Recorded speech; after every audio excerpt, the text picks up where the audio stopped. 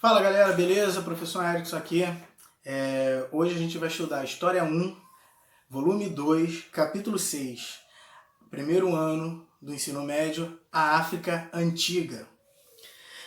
Para entender a África, a gente tem que compreender que muito do conteúdo da cultura e da história africana foram perdidas em várias situações que ocorreram nesse território. Inicialmente com as grandes navegações, onde europeus chegavam nesse território, criavam guerras para poder transformar esses povos em escravos e assim vendê-los. E mais para frente, no período imperialista europeu, onde os europeus entraram nesse território também para transformá-los em áreas de influência. Mas para a gente entender um pouco da África, a gente teve que trabalhar muito para poder criar conceitos históricos sobre esse conteúdo. A sociedade africana, nesse período, entrando já no período medieval, ela era um aglomerado de várias culturas, vários povos juntos, né? Várias etnias misturadas. Cada grupo tinha sua língua, seus costumes, suas regras sociais. Eram vários povos que organizavam essa cultura africana que a gente tem até hoje. Todos esses povos eram governados, controlados por um chefe familiar. Eram as aldeias em forma de clãs familiares, ao qual o representante familiar era o chefe familiar, era o pai, o grande responsável por organizar esse grupo familiar. Esses grupos familiares eles foram se unindo por meio de casamentos, de uniões, né? E essas uniões fizeram com que os clãs foram se aglomerando e formando aldeias cada vez maiores. Esse chefe familiar que organizava a administração, ele não conseguia, quando as aldeias começaram a se tornar cada vez maiores, eles não estavam conseguindo governar sozinhos, por isso eles tinham um conselho para poder auxiliá-los, que era um conselho formado por pessoas também experientes dentro dessas tribos para poder assim organizar a administração dessas aldeias.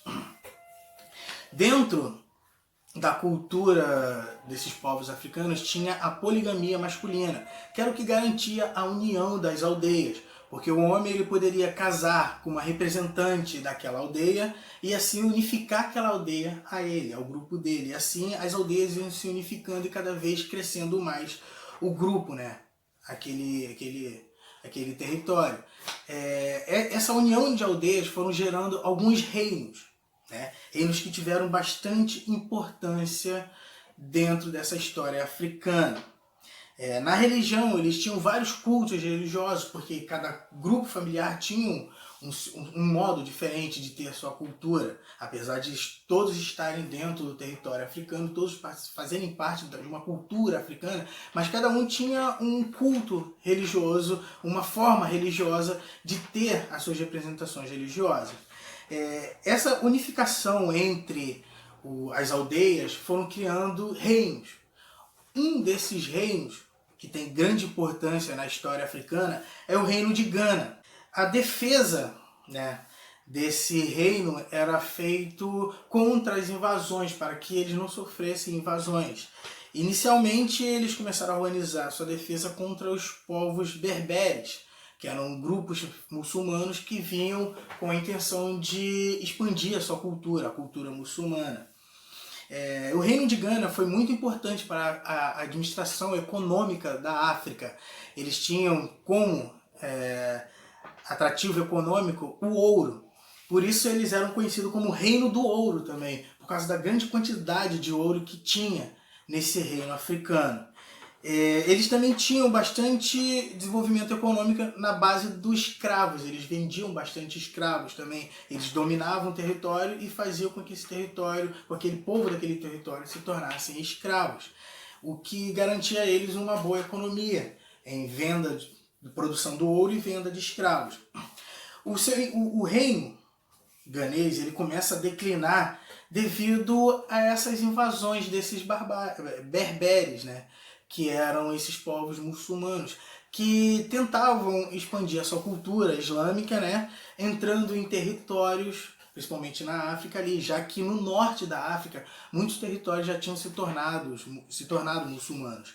E esses berberes, eles entram no território ganês e inicia alguns conflitos para impor a sua cultura islâmica dentro do território ganês. Outra situação também que levou ao declínio do reino ganês foi as revoltas dessas aldeias. Algumas aldeias começaram a se revoltar contra a cobrança de impostos feitas pelo rei. E essas aldeias começaram a se revoltar e isso levou à fragilidade e à não união. Eles não se encontravam mais unidos dentro desse reino. Essa fragilidade aumentou e as invasões berberes começaram a causar mais efeitos. E assim a cultura ganense começa a se misturar com a cultura islâmica. E o Império de Gana ele vai ruir, ele vai cair. Ele vai se tornar mais frágil, porque outro império, né, outro reino, vai invadi-lo e vai anexar as terras ganenses para as suas terras, que era o reino de Mali. Desliga. O reino de Mali, como o reino ganês, era um reino organizado em várias aldeias. Um desses representantes da aldeia, ele vai unificar todo o território. E esse império ganês, esse império de Mali, ele vai ter um grande desenvolvimento econômico porque ele utilizava bastante os rios para o comércio.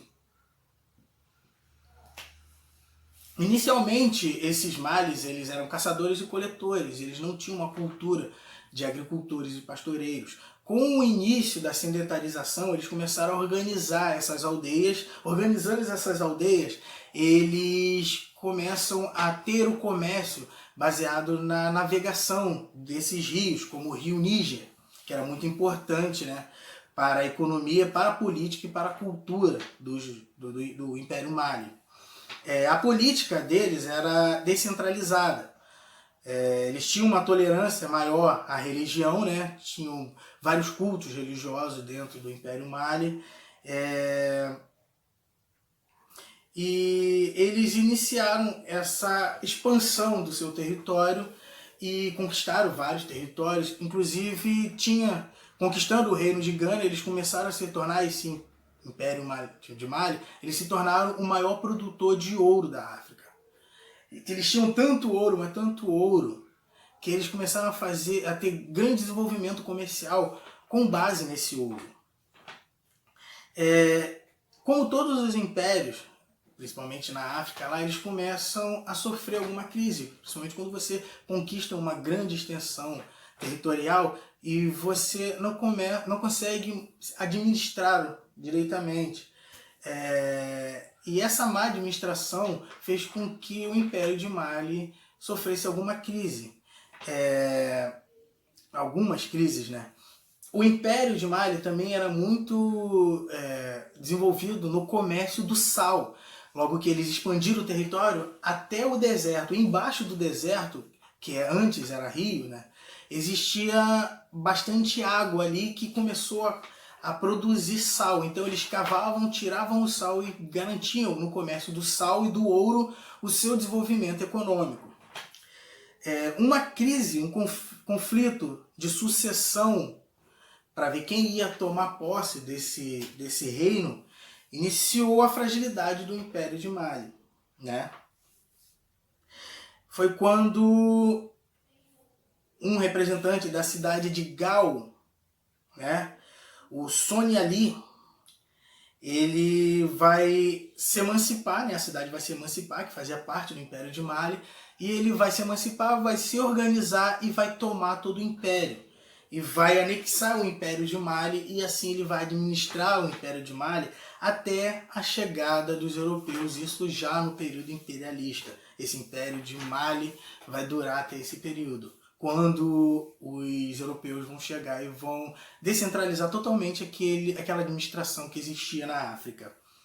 Nesse território africano a gente vai ouvir falar que existem os povos sudaneses, né, que esses povos de Mali e Gana, e também o povo banto, que é mais ao sul da África, né, que povos bantu, era como os europeus chamavam vários tipos de povos que tinham culturas diferentes, mas para os europeus eram todos iguais. E assim eles denominaram todos aqueles povos, porque olhavam, são parecidos, então eles são da mesma classe. Não, na verdade a África até hoje tem conflito por causa disso, por causa dessa grande diferença entre culturas que foram obrigadas a viverem juntas, mesmo sendo rivais, por causa dessa interferência europeia.